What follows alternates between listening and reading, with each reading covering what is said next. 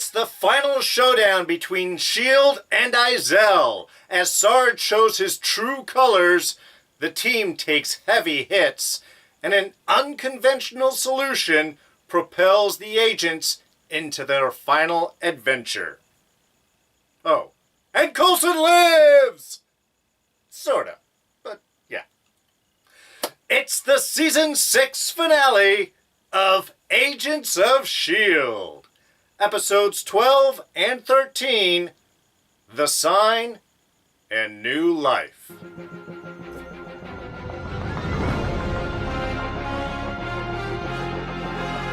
Hey everyone, D here, and welcome to our final season review of Agents of S.H.I.E.L.D. So yes, of course, lots of spoilers ahead.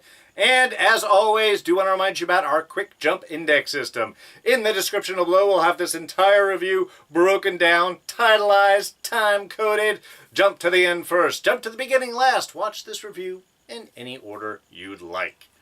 So yes, our big two-part season finale. A very chunky episode, a lot of ground to cover. And look, I'm not going to go for as long as I normally do. Well, I mean, I might go as long as I normally do, but not like 2 episodes worth. I'd be talking for an hour. And there is a lot that happened in this episode, but it was kind of a perfect finale. We had our wrap-up of solution, of the adventure, some unexpected movements. We had our lead-in into our next adventure, as they have been doing these past few years. So really kind of a full S.H.I.E.L.D. season finale package. And really a great way to wrap things up. There's a lot of things going on, both with the main adventures, side stories, and then all of the necessary pieces to sort of lead in, which is where the whole Chronicon adventures in the background have been.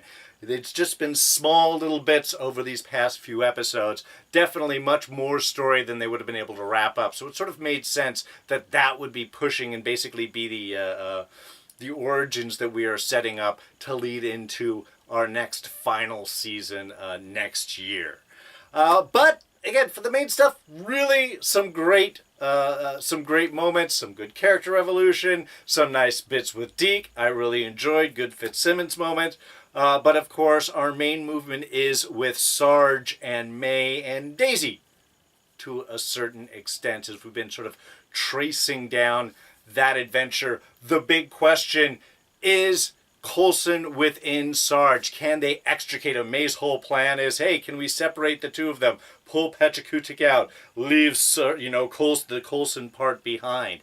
And they played with that idea, I think, really well back and forth. We felt constantly, I think, pulled in one way or the other. Really setting up a lot of the pro-Coulson by last episode. Opening up here, he's all business, I don't remember anything. It's just the anger and the straight. I never questioned it. The sword, we find out, has always had this. Don't know where it came from. I didn't ask these questions. It was just anger that pushed me. So sort of all those memories in that Coulson half pulled away. Then as they're approaching into the temple, we're seeing a little bit more Coulson-y showing. The quips, when he shoots the guy down. Is it too much? Felt like maybe it could have been just a little too much. Even May says he got that glint in his eye. There is a lot more Coulson there. And then as we get into the temple and we get the encounter with Izel, very much the opposite.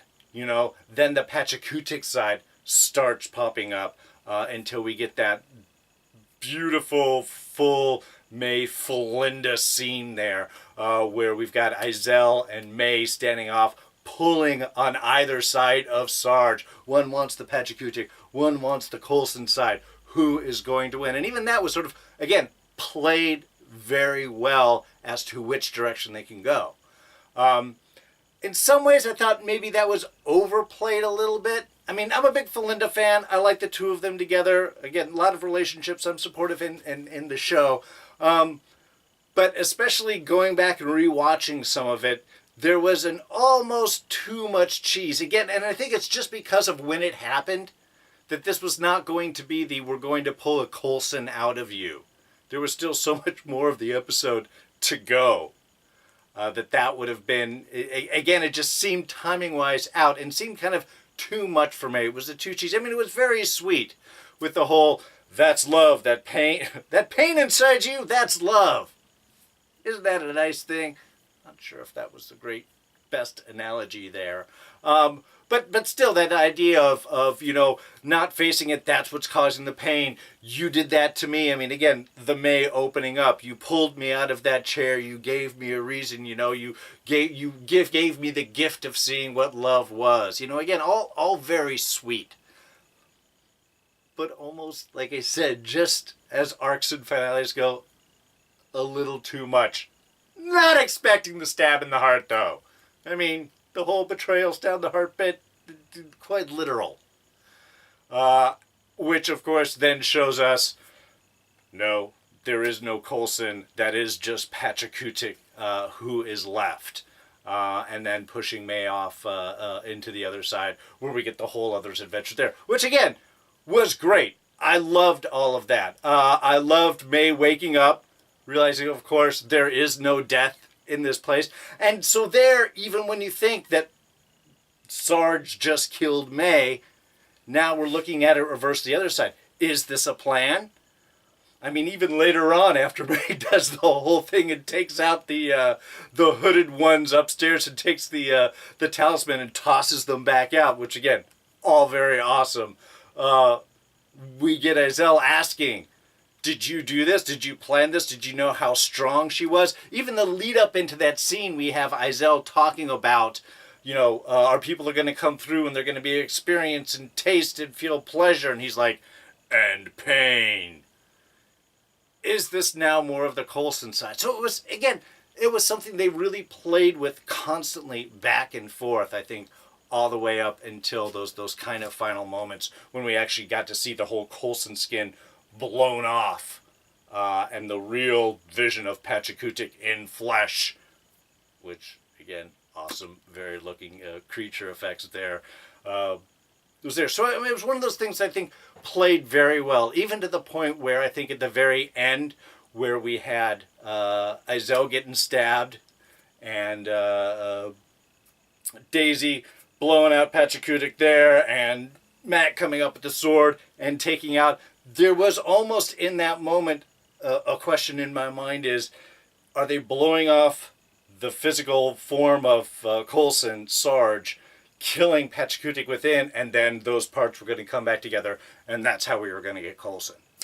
But no, it didn't work out that way. But it was something I think they played with very well constantly throughout the episode and all the way up until the very end is, what really is going on? Is there any Coulson there, or has Pachacootic completely taken over? And as Maisie and Daisy decide as in May's dying breath, no, there was no Coulson left in there. He was all gone. Deke actually had a really nice arc over these couple of episodes. The discomfort, the social discomfort that they've been, I think, leaning on almost a little too much at some parts during this season. I'm glad they've kind of got over that, and in fact, a way sort of used that later on to really work a lot of his character bit.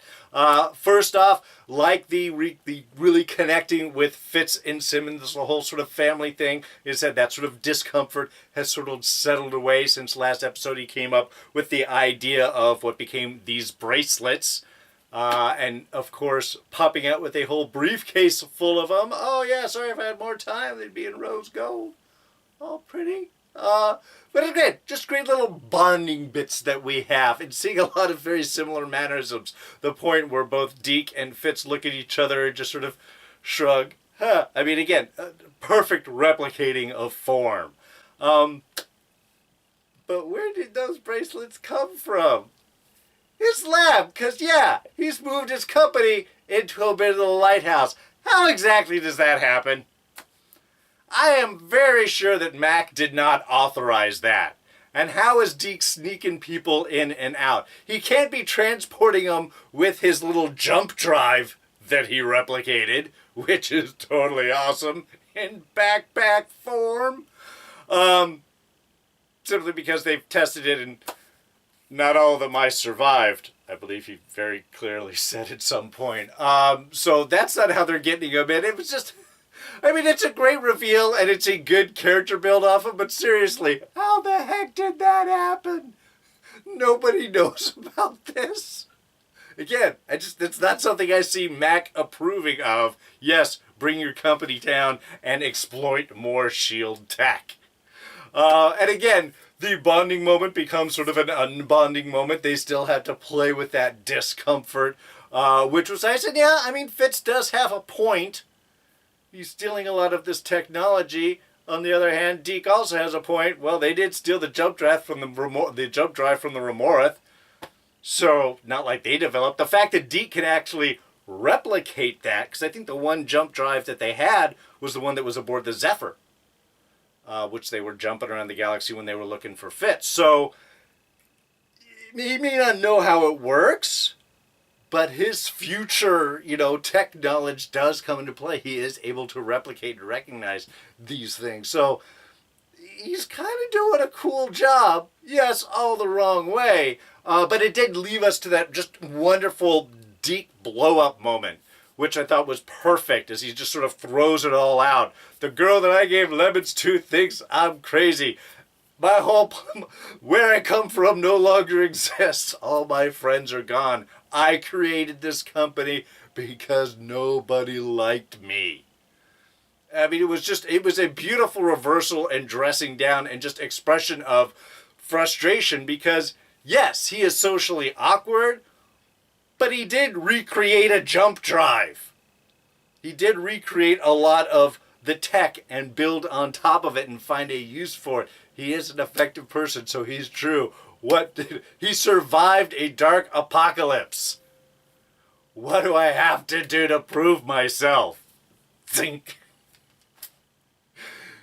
Thank God it worked for him. But again, it was one of my favorite scenes of these two episodes was that one right there. I like Deke when he is properly used. And that sort of half genius but very uncomfortable, that back and forth. I thought he was used perfectly. And then, of course, just the adventures. Good. I mean, he shows up exactly right in the temple. That's some pretty good for first test jump. Then that's spot on. And it was a great kind of like rescue scene too, because he got to go into more of hero mode. I mean, just comes in. I love that he made the bracelets like slap bracelets. Just slap and they go right on. It's very Deke. Very Deke. But he rescues Yo-Yo and Flint and Mac and just even gives them the bracelet. Here, take this. I'll run. I'll get to it. Thank you, Agent Shaw. Of course, director. I mean, it was a good hero moment for Deke to really step up. And even throughout the whole comedy bits where he's giving up and he's jumping feet or maybe a few dozen feet away, depending on how long he's allowed the jump drive to recharge. You didn't tell me that. You jumped away. Again, that love and frustration between Deke and Fitz really played beautifully throughout this. But even all through the rest of it, Deke just doing a great job as being the guy in the field who is sort of figuring out, and it's sort of perfect because we've had agents that are very experienced, and Deke just allows to have that sort of fresh take on coming into this crazy, crazy world and dealing with crazy, crazy things. Oh, and he got to learn how to fly a Quinjet. So, I mean, there's a bonus. Which, of course, is part of the whole other secondary Deke adventure. Deke versus the zombies. A lot of great zombie references. I love what he's like. That's a great... that'd be a great game for the framework, is a zombie game. Yeah, nobody ever thought of that. He's fresh in the world. We got to give him a little break. And that was kind of fun. I love the zombie references in there throughout how they're dealing with... Again, just calling the Shrike host zombies is sort of perfect. But they got fast zombies as well as slow zombies. These zombies, not particularly stupid. Not like regular zombies. Or dumb but not stupid, I believe is how they're described. Definitely able to do things. Get guns. Use explosives. Cut cables. Pull out activators and things. Just driven by, a secondary motivator right there. Not a lot of complex personal thought, but very goal-oriented, I guess. And of course, Deke not the only one in this zombie adventure. That's really where Yo-Yo and Mac end up spending a lot of their time. And Daisy, eventually, once she connects up with them. And those were all good bits. We did get the big scene between Mac and Daisy regarding Sarge about trusting him, which again, done at sort of a perfect and appropriate time as Mac goes into his, his big Christian Catholic, belief. The devil's gonna wear a familiar face when you see him. And I thought that was a little too much, but it does play nicely considering that Sarge then stabs May through the heart, chest area there. So that did seem to sort of play out appropriately well.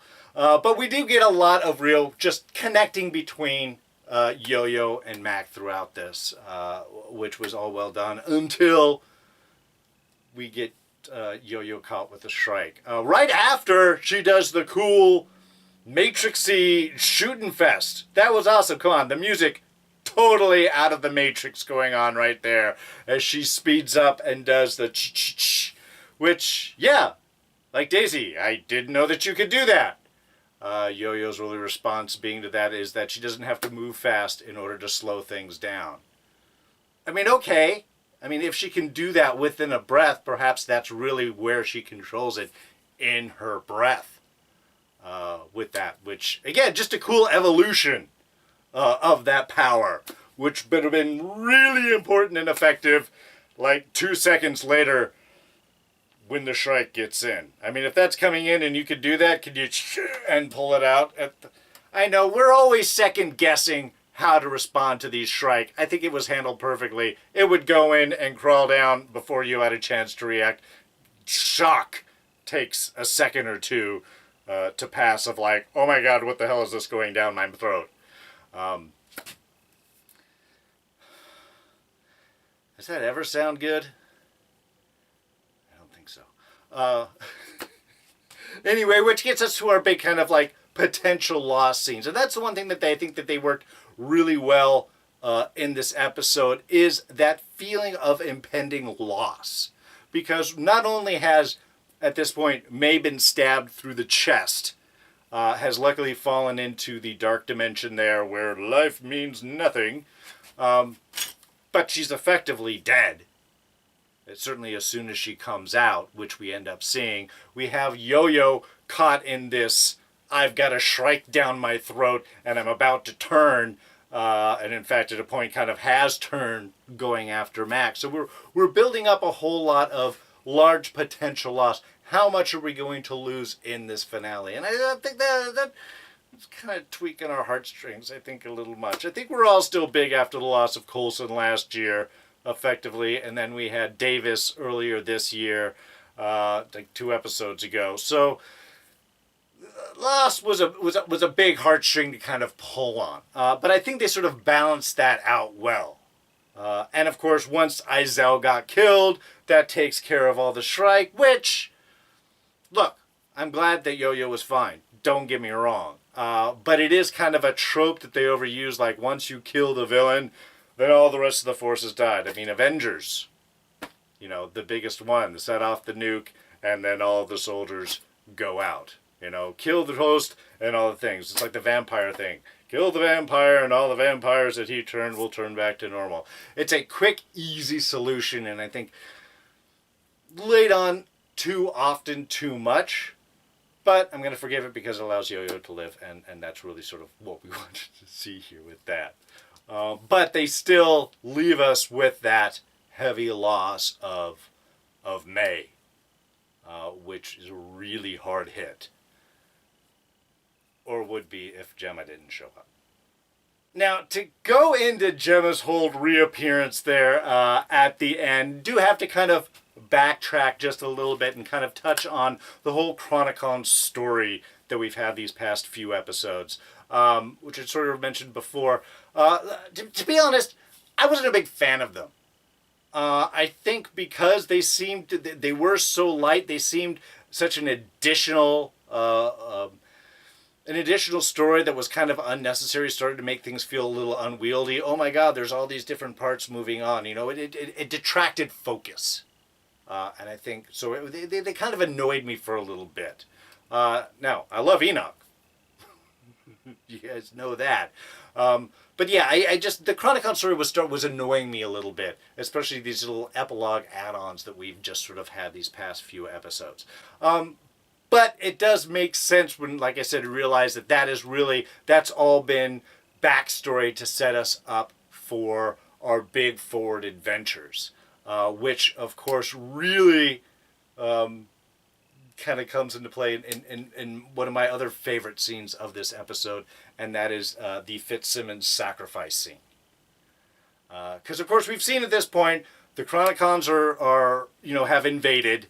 They're taking everybody out. They know the S.H.I.E.L.D. protocols. We've saw the one hunter with Fury's toolbox there. So they've got the information. They're following up the S.H.I.E.L.D. protocols. Why do they have all this information? Because they had copied Fitz's and Simmons' brains when they went in and did their whole little journey back there. So they have access to all of this data, and they're using that to go and wipe out the rest of the agents. Oh, they're supposed to go to this level in this place to meet up, and so we'll go there and execute all of them.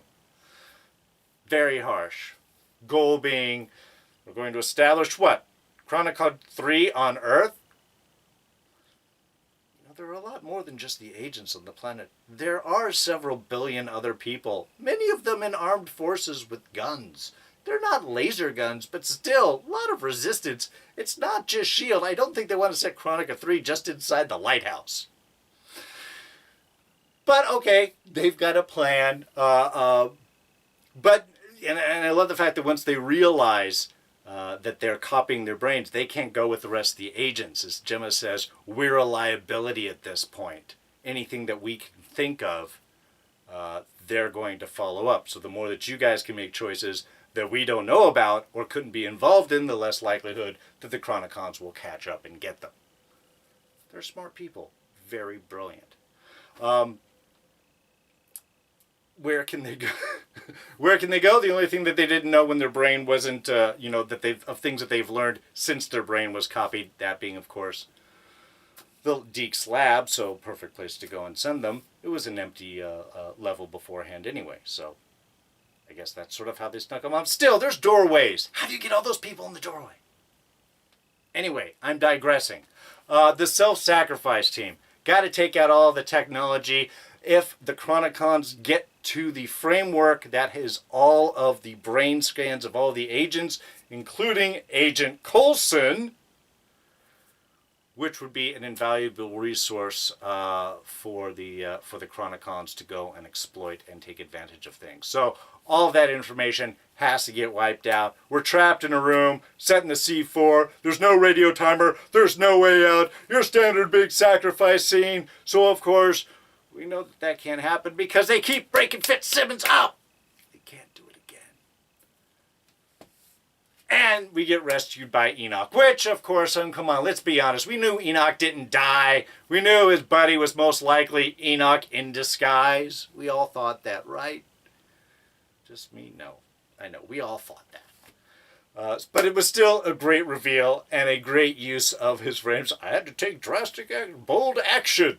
There was only one choice that we had to do. And again, this was one of my favorite scenes. No, it took me a long time to get around this.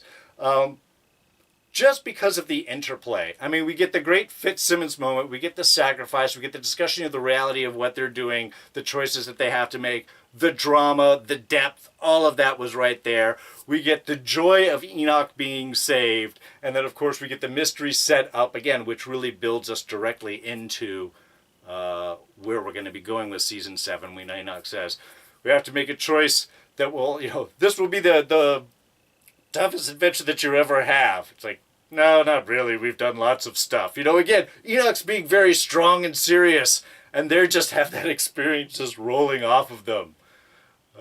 This will be the toughest decision that you've ever made. You have to change the whole course of your life. Big dramatic music. And we just have the two of them like, oh, this again? Yeah. What is it? Tuesday? Come on. We're agents of S.H.I.E.L.D. We do this all the time. So it was just, again, a perfect scene of comedy and experience and drama and emotion, all tucked into one nice little scene. And the perfect setup for where we're going from here. And that is, of course, our Season 7 adventure. Adventures Through Time!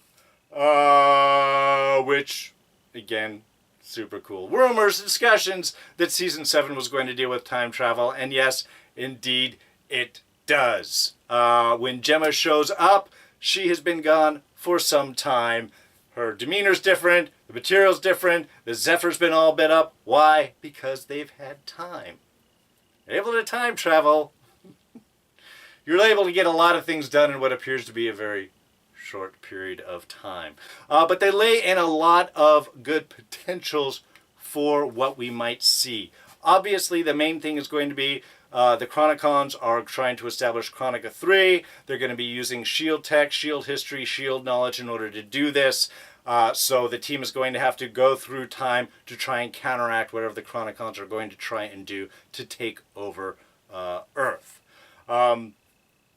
We do establish one thing very quickly, though, is that Fitz and Simmons are not together. Simmons, in fact, lays a line as, I don't know where Fitz is. I can't know. They're in communication. Fitz is the one that's sending them through time, but Gemma has no knowledge of this. It's a double blind. No one knows the whole plan. That's why they can't know. That's why Gemma can't know. If she was ever captured, the Chronicons would just scan her memory and find out everything that she knows. If she doesn't know where Fitz is, she can't give up his position. The same way, if Fitz is captured, he can't, Gemma's doing her own thing out there. He can't know. So they're keeping things effectively separated from them. She doesn't know where they're going. She doesn't know where the next mission is. She doesn't know where Fitz is, who's sending everything around. So she can minimally impact whatever larger operations they have going on. So this is going to be a big bit. There should be some really fun adventures. But of course, to do that, they're going to need a little bit of help. Which you knew was going to do it. It is our Suit of the Week for this week, and that is the return of Phil Coulson. Sorta. Yes. I mean, for the most part, in a very Marvel way. It's Coulson LMD version 2.0 or 5.0, fueled with Chronicon technology. That's all the bits and pieces inside. But they've uploaded all of his memory because they have it from the recording from the framework. They've got everyone's memories there. So they've got all of his identity, everything that is Coulson, plus they can fill him all the additional knowledge and information that has happened since then. So we do get to end with our big reveal for Coulson. And again, it was beautifully done. It was a great discussion of being for it, but needing it, and was this something that we should do? And really it should be his choice, Coulson's, and he's already said, I would be totally against it. But I miss him. There's such a great thing from Gemma right there. And even Mac, when they open up, you can see he wants to do it, and he's saying, well, we should probably want us to weigh the ramifications, and Daisy is having nothing of it. The chance to get Daddy Coulson back, that was awesome. And man, that's going to be a real shock for Melinda when she wakes up. Which is another interesting bit that I want to sort of tap in on right here, is Melinda. Because she died, but she's being brought back. And she died from almost the exact same thing that killed Phil. He got stabbed through the heart by Loki, and May got stabbed through the heart by Sarge. And yet, drop the temperatures back down. Now they can repair the tissue. Of course they can. They've had time. So, yes, we're going to have a lot of adventures with LMD Coulson, and there may be a lot of discussions about how real he is. How real does he accept himself to be? Does he know he's just an LMD? Is he going to feel love to the emotions that Phil did? But you are traveling around through time. And if May died and was effectively brought back, you could effectively go back in time, get Phil after he dies, May turns away, take that Phil, maybe replace him with just another body, maybe LMD Phil right there, and boom, bada boom, fix the heart.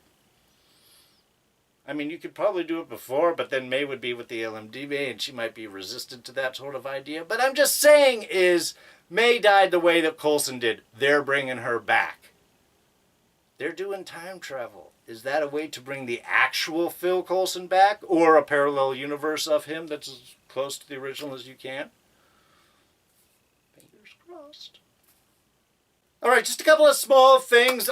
First off, I loved opening the episode from Flint's perspective of his creation. I thought was sort of a cool way to bring us right into the feel of the moment. The reality of what his experience is just vision, and everything just coalesces around him, and suddenly he is conscious and moving around. It was a very cool visual choice to do. Brings us into the last few seconds of the previous episode from a new point, and again, just gets us into that mood, considering that with the whole Coulson Pachkutik idea that they were playing with throughout the episode, really puts us in that particular mindset. So I thought that was a brilliant choice to open the episode with. Oh, and we had another Robbie Reyes reference in this episode. That's one in every one of the last 3 episodes. Well, if we count this 2-parter as one singular episode, otherwise it would have been 3 of the past 4. But still, that's a lot of Ghost Rider references. Really thought that meant he was going to show up. Was kind of sad he did. Using the metal from the daggers to make anti-Shrike bullets. Very S.H.I.E.L.D. Very awesome. Loves Sarge's reaction to that. Oh, Shrike killing bullets. Never thought about this. But then again, it was never into a planet that was so into guns. Guess that does maybe describe us. But we've seen a lot of other planets. They do like things that go boom. Different guns, I guess. So I guess we're going to be seeing more of Flint in the future, or probably, likely. I mean, I guess assuming that Gemma went back and got Piper and Flint from the medical facilities they were going to. They sort of played into certainly a lot of like, hey, welcome to the world. You're going to like this a lot more than the old lighthouse. And yeah, it was definitely an expected thing to use Flint to create all the whole monoliths and rebuild him. That was awesome. Also really loved them using Izel's song, which Sarge has referenced for, as her way of using the monoliths to combine and thus open the doorway into her realm. I kind of enjoyed that. Also that sort of haunting siren quality. It was almost wondering if it was sort of pulling Deke in, but he seemed more just curious by the sound. Sarge, of course, much deeper reaction to that, which, like you said, it's a big battle between who does he love. Does he love May? Does he love Izel? Which way is he gonna go? Guess the siren song got him. And I guess we did get our final bit of information between Pachkutik and Izel, that Pachkutik wanted to come to this world but could not. Whether he was missing or incomplete, he sent Izel out to get the Dialis to make him whole to come back, and so to be able to open the doorway and let him to be able to come out. So he seemed to be the one in charge that sent her out, as sort of she referenced it, that he encouraged her, inspired her to go. So inspired, ordered, I guess, depending on one's point of view. But I guess finding the Dialis was a little harder than she thought. Took time. Or maybe she wanted them all to herself. It's a big question, but at this point, who cares? They're both dead. Nice fight between May and Izel. I loved May's taunting of the whole this. Aren't you afraid you're dying? This is a place where people can't die? Yeah, well, those people that I struck down, they just turned into dust. They disappeared. They became something else. Where have I heard that before? Well, prepare to be reborn. It was just a great back and forth, both verbally and physically. But Izel was right. She didn't need to win. All she needed to do was get those talismans back and then book it out of there. So was kind of right. But it was a great fight. Some of the other earlier fights, not all of them, I think were great. Some, I think even the first zombie fight that we had attacking the group, Daisy, May, and Sarge, was just a little like zombie pop out of the bush fight, zombie pop out of the bush fight. It was just a little too standard. If they're gonna do it, I prefer that they do something big and exciting, which they kind of did with the big final fight. I think also we have Matt going up against Coulson is sort of around, or Sarge, sort of around two of what we had before, but of course this is Sarge plus with Pachakutik, which he can't stand to. While May's trying to, or Daisy's trying to not stab Yo-Yo through the chest. And then they did the reversal. I love that. I can't do it, but I can go after Sarge. That was great. And I loved how beforehand when she was prepping, she was pulling off her protective gauntlets. She was taking off the gloves for this fight. And she did some badass fighting. Now it appears that Gemma is able to get this effort to jump around through time because they have modified the jump drive with a very cool sort of spherical jumping bit animation. Great effects throughout all of this episode, by the way. Mark Kolpak always doing an amazing job, him and his whole team. But they haven't left the monoliths completely behind. If you did notice, they were taking core samples from the monolith, at the very least the white one, and that is the time monolith. Before jumping out of there, Chronicons targeted more than just the lighthouse, of course the temple too, which is why Gemma told Mac, that's alright, they're not going to be around that long anyway. When you jump through time, you kind of know how things are going to happen. Which, God, just opens up a whole world of possibilities. So, I think that covers everything. A good wrap-up of this season. Definitely playing with the emotions on the Coulson part. Is he Coulson? Is he Pachakutik? Is he Coulson? Is he Pachakutik? Are we going to save him? No, we're not. And then at the end, boom, here's new Coulson. I thought they played with that well. Wrapped up the whole Old Adventure 2 while really setting us up and propelling us right into what we can expect for Season 7. Agents of S.H.I.E.L.D. final season. They just wrapped it this week. They're taking down the sets. It is all gone. All we can hope now and pray is that, darn it, they move all these people into the official MCU Marvel movie action, more TV stuff. Use this cast. They're awesome, and we all want to see more with them. But that is going to wrap us up for this season. I hope you guys enjoyed this. I hope you got a good satisfying ending, a good lead into where it is that we can go. And if there is more thoughts and thinking and ideas that you have, we are going to have a discussion, a live stream the following Wednesday, the 14th at 6 p.m. Pacific, 9 p.m. Eastern. It will be myself. It will be Rob Stone from Smirking Gun Reviews. We're also going to have Don Willi from A Dawn of Ice and Fire. If you've watched my live stream, I've only done 2 of them. The first one was with Don, mid-season, Agents of S.H.I.E.L.D. Season 5. The second one was with Rob, mid-season, this season, Season 6. So we'll bring all of us S.H.I.E.L.D. appreciators together. We'll have a big live stream discussion, talk about this season, what we liked about it, where we're hoping to see, where we want things to go for next season. We'll kind of branch it out. We'll dive into a whole bunch of different areas. So that's going to be the following Wednesday from now, 2 weeks, 10 days, 14 days from now, Wednesday the 14th, 6 p.m. Pacific, 9 p.m. Eastern. I'll put out notices on the channel and such as well. Now, even though we are ending this season, we do have 2 more episodes of Legion coming up. The beginning of the end and the end of the end. Very excited to see how they're going to wrap that up. And this Sunday, we're starting the final season of Preacher, Season 4. So yeah, a lot of wrapping up going on with great shows right now. I have to find new stuff to watch. So, like I said, that will wrap us up for now. Thank you so much for watching this review and all of these reviews all season long. I've really enjoyed sending these out. I enjoy getting your feedback, your comments, those little bits of discussion. Really, it's the way to get to share this great and wonderful show. So thank you all so much for watching and commenting and let me know what you guys think. Really appreciate that. As usual, it's nice if you hit the like button.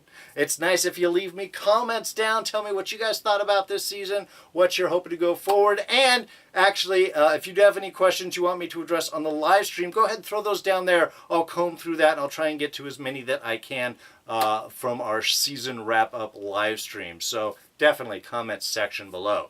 Also, Twitter and Instagram, you can always catch me at Darren Jakes. Right here's the subscribe button to catch all of these reviews and Preacher coming up. And we'll throw up a couple of our latest reviews right here for you to check out. So, that's it for me. Thanks again as always. I'm D, and I'm out of here. Catch you guys next time. Bye-bye.